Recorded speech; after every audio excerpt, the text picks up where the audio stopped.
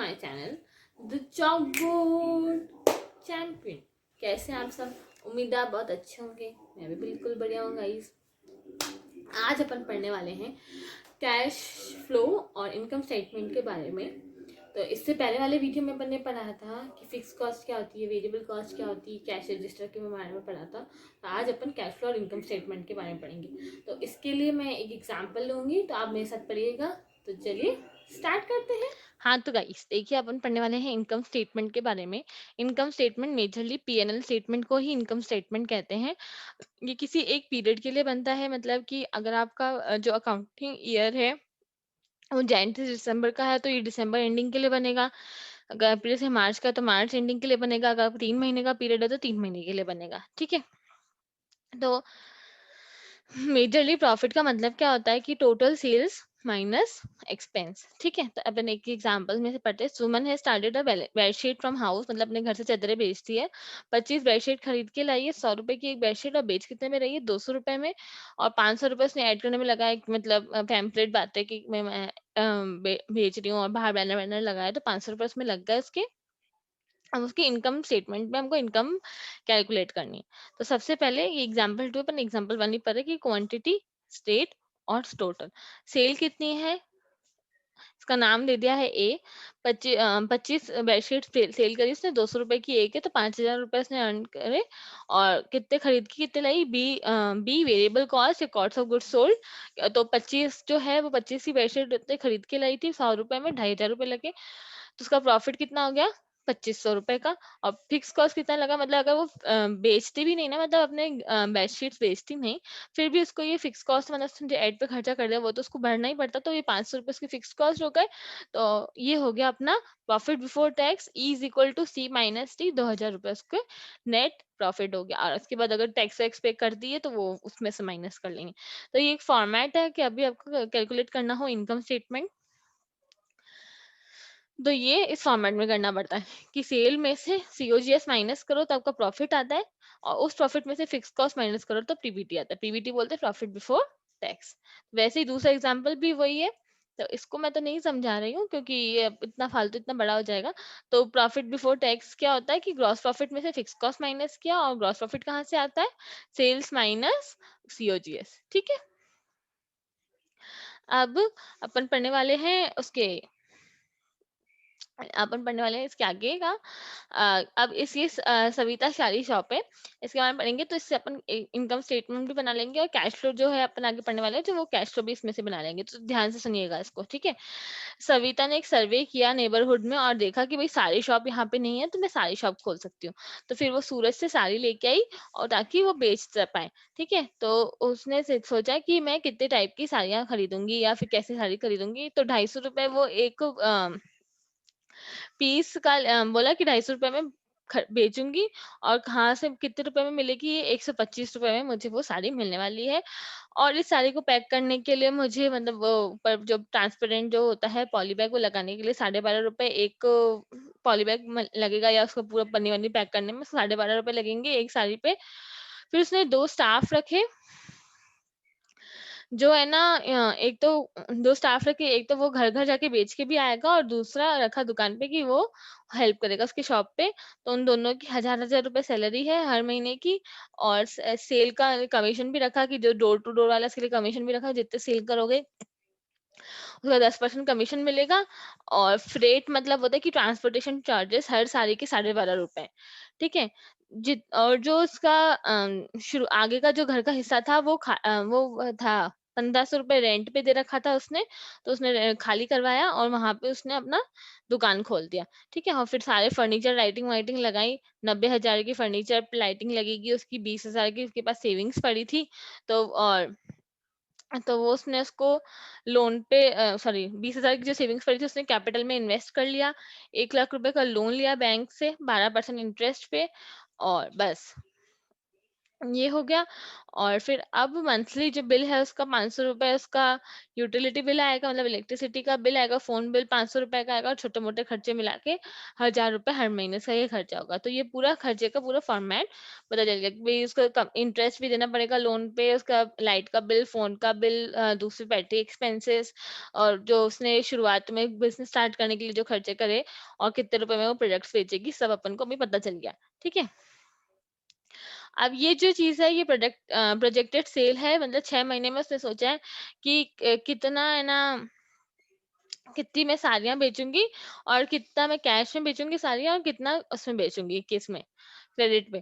तो टोटल पहले महीने में वो 72 साड़ियाँ बेचेगी, फिर 84, फिर 100, फिर 120, 152, 192, और लास्ट में भी 192। अब कैश में कितनी बेचेगी? 60 साड़ियाँ कैश में, और क्रेडिट में 12, तो टोटल मिला के ये होगा। ऐसे 68 इसमें, 16 इसमें, 80 इसमें, 20 इसमें, वैसे इसका रेशियो उसने प्रोजेक्ट किया, मतलब फोरकास्ट किया। फिर वो बेचेगी साड़ी 250 रुपए में एक। तो 60 साड़ी अगर 250 से मल्टीप्लाई करते हैं तो 15,000 रुपए आता है, और उसी हिसाब से 12 को 250 से मल्टीप्लाई करते हैं तो 3,000 रुपए आता है। तो ऐसे पूरे रेवेन्यू निकल गए उसके 6 महीनों के। ठीक है। और ये इनकम स्टेटमेंट का फॉर्मेट है कि कैसे एक एक चीज वो कैलकुलेट करने वाले, कि मंथ मंथ वाइज पहले सेल रेवेन्यू लिखेंगे, कैश और क्रेडिट अलग अलग, फिर टोटल सेल्स यहाँ आ जाएगी, और और फिर यहाँ सारे एक्सपेंस आएंगे कि कितने कॉस्ट लगी, raw material, packing material, selling expense, freight, फिर टोटल कॉस्ट यहाँ पे आ जाएगी, यहाँ ग्रॉस प्रॉफिट आएगा। फिर एक एक्सपेंसेस, मतलब कि सैलरी तो देनी पड़ेगी भले वो बेचे नहीं बेचे सामान, rent, utility, interest, phone, office expense, depreciation, ये सब तो उसको देना पड़ेगा। और फिर उसके बाद ये आ जाएगा उसका प्रॉफिट बिफोर टैक्स, है ना।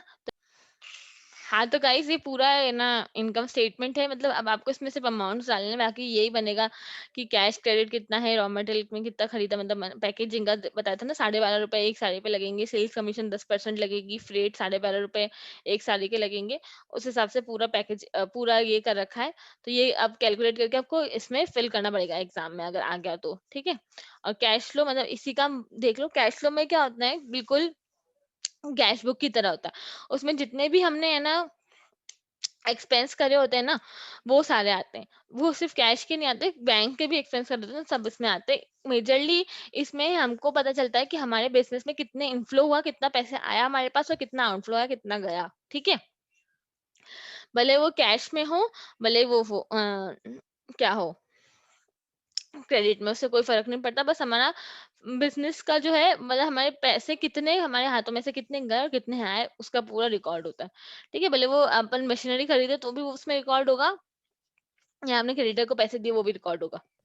अब देखिए, हाँ देखिए गाइस, अब ये जो सविता है वही सेम अपन एग्जांपल कैरी फॉरवर्ड करते हैं। देखो टोटल सारी इतनी है, कैश सेल्स और क्रेडिट सेल्स इतना, और इतने रुपए हो गए।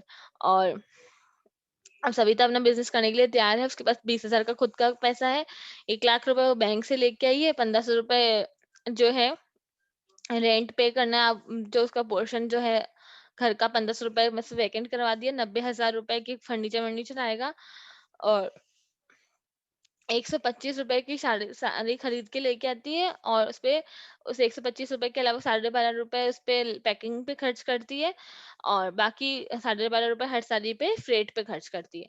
तो ये कैश फ्लो का जो है ये अपना फॉर्मेट है। कैश इनफ्लो में क्या आता है कि ओनर्स इक्विटी कितने, loan, bank loan, cash cell और क्रेडिट सेल के पैसे जो आ गए इसके पास, क्रेडिट सेल के जो पैसे जब आएंगे तब लिखेंगे इसमें। ठीक है। और कैश या आउटफ्लो में क्या आएगा कि स्टार्टअप के कितने एक्सपेंस, एसेट्स का खरीदा, वर्किंग कैपिटल मतलब जो छोटे छोटे अपन ने जो करंट एसेट्स खरीदे हैं या लाइबिलिटीज है हमारे पास वो पे करिए, raw material, packing material, freight, salary, interest, ये सब इधर लिखेंगे।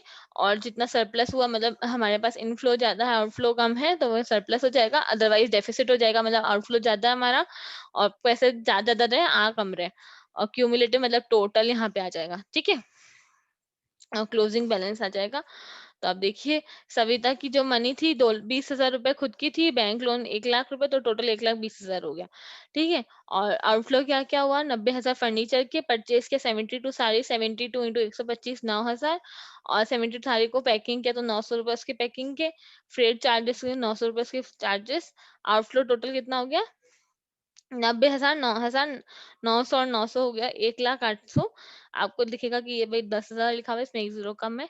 यहाँ पे देखिए, यहाँ पे सही लिखा हुआ है कि भाई इनफ्लो 1,20,000 का था और आउटफ्लो कितना 1,80,000 का। तो ये पहले महीने का है, तो क्लोजिंग बैलेंस कितना हो जाएगा 19,200।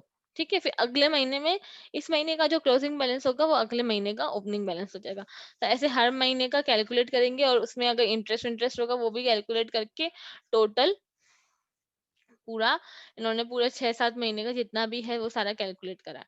तो देखिए यहाँ पे मंथ 0 में इसने ये 1,20,000 था और रॉ मटेरियल खरीद करके और फिर इतना उनका पैसे बच गए। और ये जो 19,200 है वो अब यहाँ पे 15,000 रुपए कैश सेल हुई उसकी। फिर रॉ मटेरियल जो है उसने खरीदा, पैकिंग मटेरियल जितने भी सारे बिकी उस हिसाब से यहाँ लिखा हुआ है पूरा कैलकुलेट करके। इंटरेस्ट फोन जो 500 रुपए, यूटिलिटी की हर महीने के, रेंट की 1,500 रुपए और सैलरी की 1,500 रुपए और 3,000 रुपए। तो अब आप बोलेंगे कि रेंट तो जो है 1,500 रुपए तो उसका खुद का घर है, वो तो पे ही नहीं कर रही है, तो हम कैश फ्लो में क्यों लिखें। लेकिन अगर मान लो वो बिजनेस नहीं चला रही होती तो 1,500 रुपए तो उसकी आते हैं, उसके पास पैसे आते हैं ना।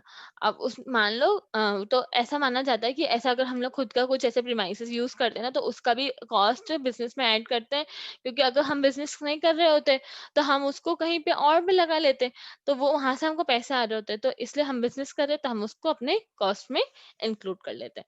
तो इसलिए वो 1,500 रुपए भी लिखना जरूरी है। और टोटल आउटफ्लो इतना आ जाएगा और 21,900 आउटफ्लो है और 15,000 हमारा इनफ्लो है। तो इस साल हमको, इस महीने में हमको डेफिसिट हो गया और हमारे पास कितना बचा, 19,200 में से 6,900 माइनस करेंगे तो 12,300 हमारे पास बचे। तो ये कैश फ्लो ऐसे प्रोजेक्ट होता है। तो ये हो गया अपना पूरा कंप्लीट कैश फ्लो। और अब इसमें देखिए, इसमें आगे वाले में अपना इंटरेस्ट भी कैलकुलेट किया होगा उसने कि 1 लाख लिया था ना उसने 12% पे, तो हर महीने उसके पैसे लग रहे जो इंटरेस्ट पे वो, और कमीशन भी उसने जो दी है वो भी इसमें, तो हर महीने उसको कैलकुलेट करना पड़ेगा उसकी सारी जो उसने प्रोजेक्शन किया था ना उस हिसाब से।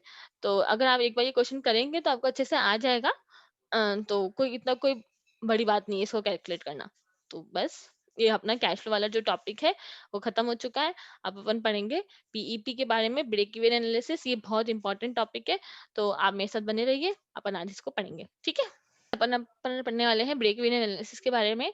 तो ब्रेक इवन एनालिसिस क्या होता है कि है ना, ब्रेक इवन का मतलब क्या होता है कि ऐसा सेल का पॉइंट जहां पे किसी भी बिजनेस को ना तो प्रॉफिट हो ना ही लॉस हो। मतलब कि जैसे मान लो कि है ना 1,000 यूनिट आपको प्रोड्यूस करने हैं, ठीक है। उस 1,000 यूनिट को प्रोड्यूस करते करते आपको करने में 5,000 रुपए लग जाते हैं, ठीक है। तो उस 1,000 यूनिट को आप मान लो हर एक यूनिट 20 रुपए में बेच रहे हो, तो आपको कितना टोटल कितनी सेल हो गई, 20 × 1,000, 20,000 रुपए। और उन टोटल को प्रोड्यूस करने में कितने लगे आपको, सिर्फ 5,000 रुपए। तो आपको कितने यूनिट सेल करने पड़ेंगे ताकि आपके 5,000 रुपए रिकवर हो जाए, ठीक है। तो ये होता है ब्रेक इवन की मतलब। बिजनेसमैन, आप बोलोगे कि बिजनेसमैन इसको क्यों कैलकुलेट करता है कि जितने बिके उतने बिके ना, नहीं। उसको इतने मिनिमम बेचने पड़ते हैं। ब्रेक इवन पॉइंट क्या होता है, एक मिनिमम अमाउंट होता है या क्वांटिटी होती है, उतने यूनिट्स उस आदमी को या सॉरी उस बिजनेसमैन को या उस एंटरप्रेन्योर को सेल करने ही हैं, ताकि उसका जो कॉस्ट उसने इनकर करा है उसको यहाँ तक लाने में, तो वो उसका रिकवर हो जाए। तो ये जो ब्रेक इवन पॉइंट होता है उसमें हमारी जो रेवेन्यू है इज इक्वल टू कॉस्ट होती है। जितना हमने कमाया उतना हमारा खर्चा हो गया, ना हमें प्रॉफिट हुआ। ऐसे ही नहीं होता कि भाई हम कॉस्ट टू कॉस्ट, कभी कभी आपको दुकानदार बोलता हूँ मैंने तो आपको अपने उसमें अपने दाम पे ही दे दिया या कॉस्ट टू कॉस्ट में ही दे दिया, जितने में मैं खरीद के लाया था उतने में ही आपको दे दिया। तो वो हो गया हमारा ब्रेक इवन की हमारा जो फिक्स्ड हमारा जो रेवेन्यू है वो हमारे कॉस्ट के बराबर हो जाता है इस पॉइंट पे, है ना। उसके ऊपर जितना भी हम सेल करेंगे वो सारे हमारे प्रॉफिट में ऐड हो जाते हैं, ठीक है। तो ये देखिए, total revenue is equal to total expense. इसको अंडरलाइन कर लीजिए, अगर आपके बुक नहीं है तो उसको दिमाग में रख लीजिए। Total revenue is equal to total expense. अब ब्रेक इवन पॉइंट कैसे कैलकुलेट करेंगे, अब इसका एक फॉर्मूला होता है। हर बार अब 1,000 यूनिट है, 2,000 यूनिट है, 2 लाख यूनिट, अब हर महीने थोड़ी ना आप बैठ के इसको कैलकुलेट करेंगे। तो ब्रेक इवन का कितना वॉल्यूम का होता है, एक होता है प्राइस का, सॉरी एक अमाउंट का होता है, एक वॉल्यूम का होता है। इसमें अपन इस मतलब 11th क्लास में तो अपन सिर्फ वॉल्यूम के बारे में पढ़ेंगे। तो ब्रेक इवन वॉल्यूम कैसे निकालते हैं, पर मंथ, अगर पर मंथ भी नहीं, अगर नॉर्मली साल का भी निकालो तो निकल जाएगा। फिक्स कॉस्ट जितना लगा हुआ है, फिक्स कॉस्ट बोलू, वेरिएबल की बात नहीं कर रही हूँ, फिक्स्ड कॉस्ट जो अपने अभी ऊपर पढ़ा था ना, जितने भी जैसे सवित्रा ने utility bill, telephone bill, interest, salary, वो सारे फिक्स कॉस्ट है ना, उसके वो वाले कॉस्ट सिर्फ divided by gross profit per unit, पर ग्रॉस मार्जिन पर यूनिट, मतलब एक यूनिट में कितना प्रॉफिट मिल रहा है उसको, वो वाला आ जाएगा, ठीक है। और ग्रॉस प्रॉफिट कहाँ से निकलेगा, sales cost minus variable cost, जो उसके पैकिंग के खर्चे लग रहे थे वो, और फ्रेट के खर्चा लग रहा था, वो वेरिएबल कॉस्ट हो गई, ठीक है। तो ग्रॉस प्रॉफिट कैसे निकलेगा, सेल्स माइनस वेरिएबल कॉस्ट, और फिक्स कॉस्ट कैसे निकलेगा, जो भी वेरिएबल के अलावा जितने भी कॉस्ट है वो सारे फिक्स कॉस्ट आ जाएंगे। तो अब एक एग्जांपल देखते हैं। राम जो है पहले रेस्टोरेंट में काम करता था, अब उसने बोला मैं चाय की टपरी खोलूंगा, तो वहां पे उसको 300 रुपए हर दिन के मिल रहे थे रेस्टोरेंट में काम करने के, ठीक है।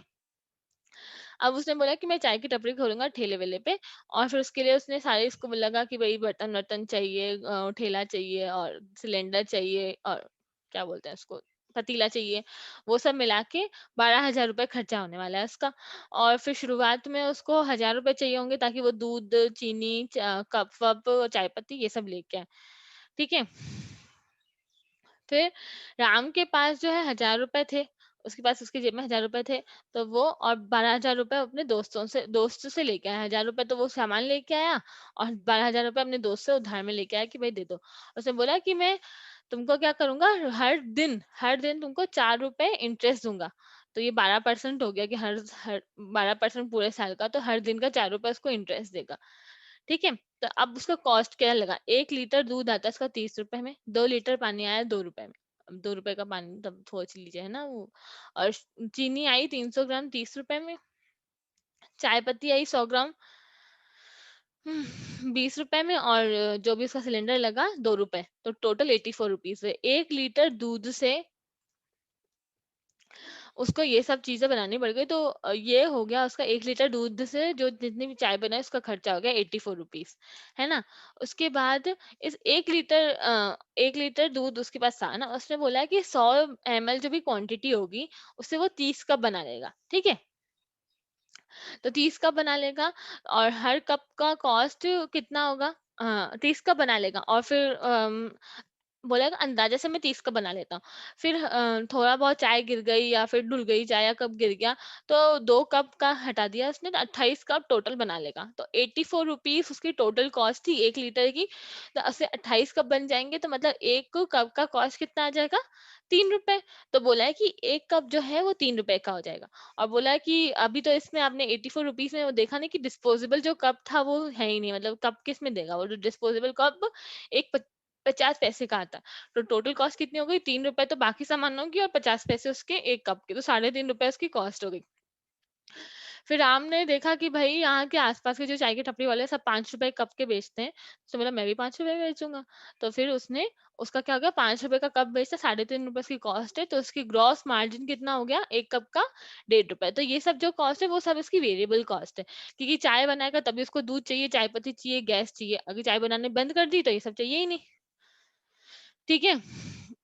फिर उसने सोचा कि मैं एक लड़का रखूंगा जिसको रोज के 100 रुपए दूंगा, है ना। और है ना, लेकिन 10 रुपए ना वो पुलिस वाले को देता है कि भाई ये ले 10 रुपए ले, कारण मैं यहाँ पे अपना बिजनेस करने वाला हूँ, तो देखना कोई ऐसा गुंडे वुंडे तो नहीं आ रहे। तो 10 रुपए पुलिस वाले को रोज देता है वो, और 100 रुपए उस लड़की को देता है, और 4 रुपए तो वो अपने दोस्त को देता है हर दिन का इंटरेस्ट। और तो और खुद उस चाय की टपरी में से कितना निकालता है रोज वेजेस, मतलब खुद को सैलरी देता है 300 रुपए, क्योंकि 300 रुपए तो रेस्टोरेंट में कमा रहा था। और इनिशियल इन्वेस्टमेंट कितना हो गया उसका, 12,000 रुपए।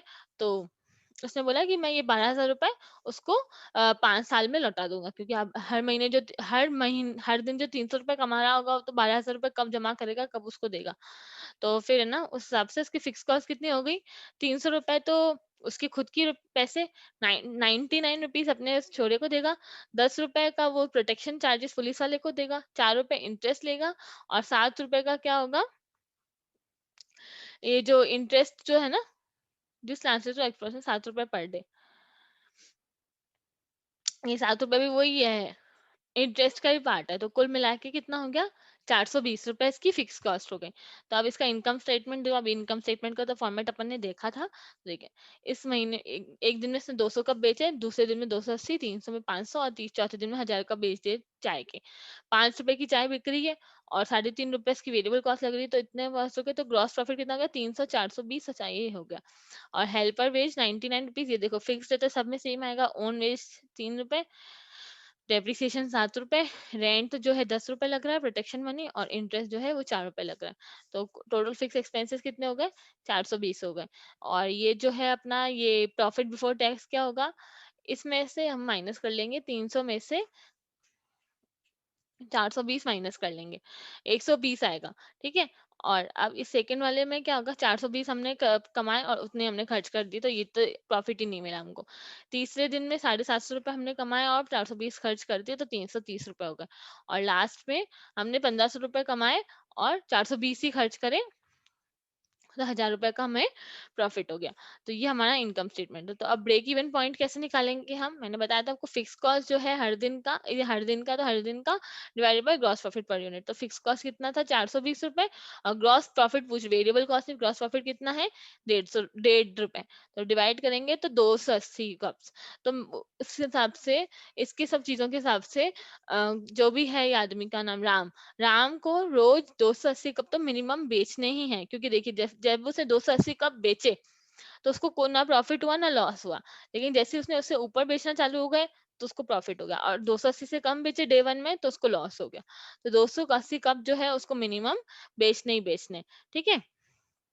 और अब ये एग्जांपल अपन देखते हैं, ठीक है। इसके देखिए अब इसमें अपन पढ़ने वाले हैं कि टारगेट सेटिंग के, अगर मान लो उस राम को 600 रुपए महीने के, सॉरी दिन के प्रॉफिट कमाना है, तो वो पूछा है कि कितने वो सेल यूनिट करेगा।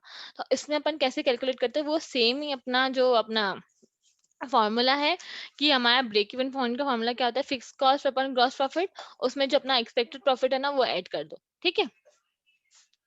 तो फिक्स कॉस्ट कितनी थी अपनी, 420 रुपए, और ग्रॉस प्रॉफिट कितना हम चाहते हैं कि भाई 600 रुपए हम कमाएं, और divided by profit gross margin per unit कितना हो गया, 1.5 रुपए, ठीक है। तो कुल मिला के कितना हो गया, अब ये 420 रुपए प्लस 600 रुपए, तो हो गया 1020 डिवाइडेड बाय 1.5। तो कुल मिलाकर उसको 680 कप बेचना है। 680 कप में से 280 तो उसके ब्रेक ही भी नहीं है, मतलब उसको बेचना ही बेचना है। और 400 रुपए का 400 कप उस एडिशनल बेचेगा ताकि वो प्रॉफिट मिल सके उसको 600 रुपए का, ठीक है। तो ये एक बहुत इंपॉर्टेंट फॉर्मूला है। तो आप ये एग्जाम्पल तो बिल्कुल स्टार मार्क कर दीजिए, अगर नहीं समझ में आया तो वापस रिवाइंड करके देखिए इस वीडियो को, पर ये जरूर दिमाग में से फोटो खींच के रख लीजिए इसका, ये बिल्कुल इंपॉर्टेंट है बहुत, ये आप जरूर आएगा ऐसा क्वेश्चन, आप इसको देख के जाइएगा, ठीक है। अब टैक्सेस, अब टैक्स क्या होता है, इनकम टैक्स, जीएसटी। अब जीएसटी जीएसटी करके अपन तो अभी तक थक ही चुके हैं। तो अब टैक्स क्या होता है, पहले टैक्सेस क्या होता है और कौन उसको लेवी करता है। टैक्स एक फाइनेंशियल चार्ज होता है जो टैक्स पेयर पे गवर्नमेंट लगाती है, या कोई ऐसी स्टेट लगाती है। कोई भी या तो पनिशेबल होती है, लॉ में पनिशेबल होती है, या फिर है ना उसको पैसे कमा रहे उस हिसाब से, लॉ के हिसाब से वो लगाती है। तो गवर्नमेंट क्यों टैक्स ले लेती है हमसे, ताकि ये जो गवर्नमेंट रोड बनाती है, सोशल सर्विस करती है, या दूसरे जो गवर्नमेंट वर्कर्स हैं, रेलवे वाले, और ये सब जो काम करती है उन सबको सैलरी देने के लिए। और किस हिसाब से, मतलब हम लोग इतना क्यों टैक्सेस के बारे में पढ़ते हैं, क्योंकि बिजनेसमैन जो है बिजनेस करेगा तो इनकम पे उनको इनकम टैक्स देना पड़ेगा, गुड्स और उस पर जीएसटी देना पड़ेगा। और अगर वो मैन्युफैक्चरिंग करता है तो उसको वो एक्साइज ड्यूटी देनी पड़ेगी, और अगर वो इम्पोर्ट एक्सपोर्ट करता है तो उसको कस्टम ड्यूटी देनी पड़ेगी। तो ये सब जो है वो सब करने के लिए हमको टैक्स के बारे में पढ़ना ही पड़ेगा। डायरेक्ट टैक्स जो होती है, डायरेक्ट टैक्स होती है जो डायरेक्टली किसी भी एंटरप्रेन्योर, बिजनेसमैन, इंडिविजुअल, उन सबके इनकम पे लगती है, उसको बोलते हैं डायरेक्ट टैक्स, ठीक है। नॉर्मली जो अपन बोलते हैं ना, जो इनकम टैक्स पे करा, वो अपना डायरेक्ट टैक्स कहलाता है, क्योंकि ये डायरेक्ट हमारी इनकम, हमारी वेल्थ पे लगती है। और कुछ डायरेक्ट टैक्स का नाम है, मेन तो इनकम टैक्स ही है। और कॉर्पोरेशन टैक्स जो कंपनी पे टैक्स पे करते हैं अपनी इनकम पे, वो कॉर्पोरेशन टैक्स हो गई। प्रॉपर्टी टैक्स मतलब हम अपने लोकल हाउस बिल्डिंग पे जो टैक्स देते हैं वो प्रॉपर्टी टैक्स हो गई। इनडायरेक्ट टैक्स मतलब डायरेक्टली किसी की इनकम पे नहीं लगता, लेकिन मेजरली इनडायरेक्ट टैक्स कंज्यूमर से ही हम लोग लेते हैं। तो इनडायरेक्ट टैक्स का जो बर्डन, डायरेक्ट टैक्स का जो बर्डन है ना, इसको डायरेक्ट क्यों बोलते हैं, क्योंकि डायरेक्ट टैक्स का जो बर्डन है जो कमा रहा है उसी पे लगता है। लेकिन इनडायरेक्ट टैक्स वो होता है कि जो कमा रहा है उसको नहीं देना पड़ता, बल्कि जो कंज्यूम कर रहा है गुड्स को उसको देना पड़ता है। ठीक है? तो कुछ इनडायरेक्ट टैक्स है, ये तो अभी लगते ही नहीं है कोई भी, सिर्फ एक कस्टम ड्यूटी लगती है इंपोर्ट एक्सपोर्ट पे, अभी भी कस्टम ड्यूटी लगती है, और सेंट्रल एक्साइज होती है कि मैन्युफैक्चरिंग पे लगती है। बाकी सर्विस टैक्स, सेल्स टैक्स और जो वैट है उसकी जगह सब जीएसटी आ गया है। आपने थोड़ा बहुत जीएसटी के बारे में अकाउंट्स में पढ़ा होगा। तो आज की लेवल से इतना ही, और आपका पूरा एंटरप्रेन्योर का कोर्स पूरा खत्म हो चुका है। तो मेल से बात बने रहने के लिए थैंक यू, और मेरे साथ 12th में भी बने रहिएगा 11th वाले बच्चों। तो ऑल द बेस्ट एग्जाम के लिए, थैंक यू सो मच।